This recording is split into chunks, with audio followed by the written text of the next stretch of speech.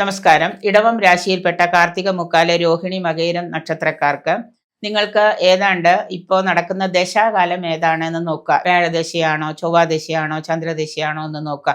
ഈ 3 ദശാകാലവും നിങ്ങൾക്ക് മോശമായിരിക്കും. ഈ 3 ദശാകാലത്തിലൂടെ കടന്നു പോകുന്നവരാണെങ്കിൽ ഇപ്പൊ വ്യാഴം എന്ന് പറയുന്നത് നല്ലതാണെന്ന് വിചാരിച്ചാലും വ്യാഴദശാകാലം ചിലപ്പോൾ പൂർണ്ണമായിട്ട് നിങ്ങൾക്ക് ഗുണം തന്നോളന്നില്ല. അപ്പൊ ഈ 3 ദശാകാലത്തിലൂടെ കടന്നു പോകുന്നവരാണെങ്കിൽ ചന്ദ്രദശാകാലം 10 വർഷമാണ്. അപ്പൊ നിങ്ങൾക്കത് മോശമായിരിക്കാം. അപ്പൊ അതുകൊണ്ട് തന്നെ നിങ്ങൾ ചെയ്യേണ്ട എന്താന്ന് വെച്ച് കഴിഞ്ഞാൽ ആദ്യം തന്നെ ശുക്രപ്രീതി കർമ്മങ്ങളായിട്ടുള്ള ദുർഗാ പൂജ നടത്തുക. ദുർഗയ്ക്ക് വെളുത്ത പൂക്കൾ കൊണ്ട് വെള്ളിയാഴ്ച ദിവസമോ അല്ലെങ്കിൽ നിങ്ങളുടെ ജന്മനക്ഷത്ര ദിവസമോ വെളുത്ത പൂക്കൾ കൊണ്ട് ശുക്രപ്രീതി കർമ്മങ്ങളായിട്ടുള്ള ദുർഗാ ഭഗവതിക്ക് നിങ്ങൾ പൂജ ചെയ്യുക. ഭഗവതിക്ക് നിങ്ങൾ വഴിപാട് ഭാഗ്യസൂക്തം ചെയ്യുക, ഭാഗ്യസൂക്ത പുഷ്പാഞ്ജലി ചെയ്യാം. വെള്ളിയാഴ്ച വ്രതം എടുക്കാം. മഹാലക്ഷ്മി പൂജ നടത്താം. മഹാലക്ഷ്മി പൂജ എന്ന് പറയുമ്പോൾ നമ്മളത് വേണമെങ്കിൽ നിങ്ങൾക്ക് ആരെങ്കിലും കൊണ്ടൊരു ഏതെങ്കിലും ഒരു കർമ്മിയെ കൊണ്ട് അത് ചെയ്യിക്കാം, വീട്ടിൽ തന്നെ ചെയ്യിക്കാം.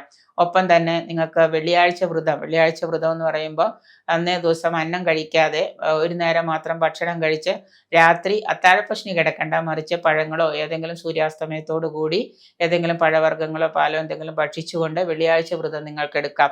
അപ്പോൾ നിങ്ങളുടെ ഈ ദശാകാലമൊക്കെ മോശമാണ്, നിങ്ങൾക്ക് ആരോഗ്യ പ്രശ്നങ്ങളോ അല്ലെങ്കിൽ മറ്റു തരത്തിലുള്ള ബുദ്ധിമുട്ടുകൾ, കുടുംബത്തിലെ സന്താനങ്ങൾക്ക് ദുരിതങ്ങൾ, ഭാര്യ ഭർത്താക്കന്മാർ തമ്മിൽ ഐക്യക്കുറവ്, ഇങ്ങനെ ഒരുപാട് പ്രശ്നങ്ങൾ കുടുംബത്തിൽ ഉണ്ടാകാം, പ്രത്യേകിച്ച് സാമ്പത്തിക പ്രശ്നങ്ങൾ. അപ്പോൾ വെള്ളിയാഴ്ച വ്രതം എടുക്കാം. മഹാലക്ഷ്മി പൂജ ചെയ്യാം. മഹാലക്ഷ്മി പൂജയൊക്കെ നിരന്തരമായിട്ട് എല്ലാ മാസവും പൗർണമി നാളിലോ വെള്ളിയാഴ്ച ദിവസങ്ങളിലൊക്കെ ചെയ്യുന്ന ഗ്രഹങ്ങളിൽ നല്ല രീതിയിലുള്ള ഒരു ഉയർച്ച, സാമ്പത്തിക ഉയർച്ച തന്നെ ഉണ്ടാകും.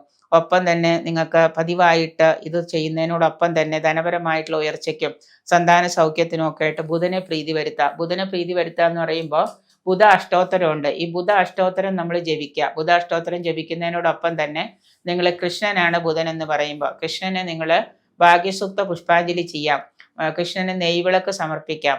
ഇങ്ങനെയുള്ള കാര്യങ്ങളൊക്കെ ചെയ്യുന്നതൊക്കെ നന്നായിരിക്കും. പറ്റുമെന്നുണ്ടെങ്കിൽ നിങ്ങൾ ബുധനാഴ്ച ദിവസമൊക്കെ ഭഗവാന്റെ ക്ഷേത്ര ദർശനം നടത്തുക. ഇപ്പോൾ ജോലിക്ക് പോകുന്നവർക്കൊന്നും അതിന് സമയമില്ല എന്നുണ്ടെങ്കിൽ ഏതെങ്കിലും ഒരു ദിവസം നിങ്ങൾ പോയിട്ട് കൃഷ്ണന്റെ അമ്പലത്തിൽ പോയിട്ട് നിങ്ങൾക്ക് പറ്റുന്ന വഴിപാട്, പ്രത്യേകിച്ച് ഭാഗ്യസൂക്താണ് ഏറ്റവും പ്രധാനമായിട്ടുള്ളത്, പിന്നെ ത്രിമധുരം നേദിക്കാം. ഇങ്ങനെയുള്ള കാര്യങ്ങളൊക്കെ ചെയ്ത സന്താന സൗഖ്യത്തിനും അതുപോലെ ഇപ്പോൾ കുട്ടികളുടെ ഏതെങ്കിലും കാര്യങ്ങളിൽ കുട്ടികൾ മോശമാണ് എന്നുണ്ടെങ്കിൽ അവരുടെ പേരും നാളും പറഞ്ഞ് നമുക്ക് വഴിപാടുകൾ കഴിക്കാം.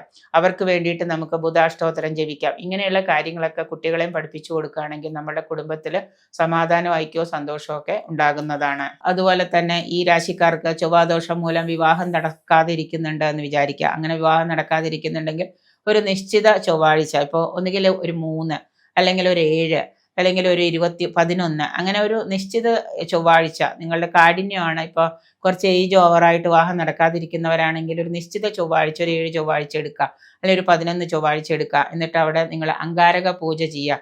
എന്നിട്ട് 7ാമത്തെ അല്ലെങ്കിൽ 5ാമത്തെ അവസാനത്തെ ചൊവ്വാഴ്ച ആ അങ്കാരക പൂജയുടെ സമാപ്തി നടത്തിയിട്ട് നിങ്ങൾക്ക് നല്ല രീതിയിൽ യോഗം വരും. ബിസിനസ്സിലെ ലാഭവും ആയുർദോഷ ശാന്തി, വ്യാഴദശയൊക്കെ നിങ്ങൾക്ക് ചിലപ്പോൾ വ്യാഴദശയിൽ ശനിയുടെ അപഹാരത്തിലൊക്കെ ചിലപ്പോൾ എന്തെങ്കിലും അപകടങ്ങളൊക്കെ, ആയുസ്സിന് ദോഷം വരുന്ന അപകടങ്ങളൊക്കെ സംഭവിക്കാം. ചിലവർക്ക് പെട്ടെന്ന് വാഹന അപകടമൊക്കെ ഉണ്ടാവാം, പെട്ടെന്ന് ഏതെങ്കിലും രോഗങ്ങൾ കൊണ്ടുള്ള അപകടങ്ങളുണ്ടാകും. അങ്ങനെ വരുന്നവരൊക്കെ ഈ പറയുന്ന ഇതിന് വ്യാഴപ്രീതി നടത്തുന്ന ഉത്തമമാണ്. വ്യാഴം എന്ന് പറയുമ്പോൾ മഹാവിഷ്ണുവാണ്, വ്യാഴപ്രീതി ചെയ്യുന്ന ഉത്തമമാണ്. സഹസ്രനാമം പാരായണം ചെയ്യാം. അതുപോലെ നിങ്ങളുടെ പേരിൽ നിങ്ങൾക്ക് എല്ലാ ദിവസവും ഭാഗ്യസൂക്തം പാരായണവും ചെയ്യാം. ഭാഗ്യസൂക്തം നിങ്ങൾക്ക് ജപിക്കുകയും ചെയ്യാം. ക്ഷേത്രത്തിൽ വഴിപാടായിട്ടും നടത്താം. നിത്യവും ശനിയെ ഭജിക്കുന്നത് കൊണ്ട് ഈ രാശിക്കാർക്ക് തൊഴിൽ പുരോഗതിയും ഭാഗ്യാനുഭവങ്ങളൊക്കെ ഉണ്ടാകുന്നതാണ്.